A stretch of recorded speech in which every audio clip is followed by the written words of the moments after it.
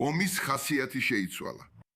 ის შეიცვალა და უპირატესობა მისცა მცირე გაფანტულ მტრებს.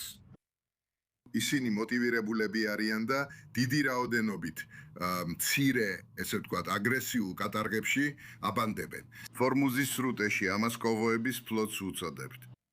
ამ ხომალდების ღირებულება 20-დან 30,000 დოლარამდე მერკეობს, მათზე დამონტაჟებული მცირე რაკეტებით, ტყვიამფქვევებით ან უმბარმტყორცნებით.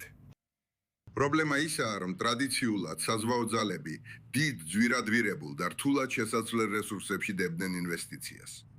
და ეს რესურსები დიდ საფრთხეშია ამ მცირე ხომალდებისგან, მაშინ როცა მოგება ძალიან მცირეა.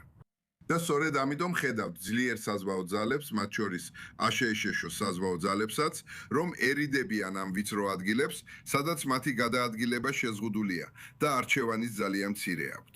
და ისინი მართლაც ძალიან დიდ რისკზე წავლენ.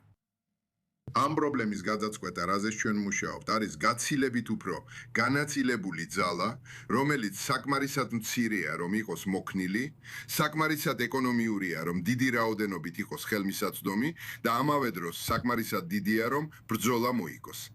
ამიტომ ჩვენ პატარა ეგრეთ წოდებული კოღოს ფლოტს არ ხვდებით ანალოგიური ზომის ნავებით. ჩვენ მათ ხვდებით ნავით, რომელიც 4-ჯერ ან 5-ჯერ დიდია.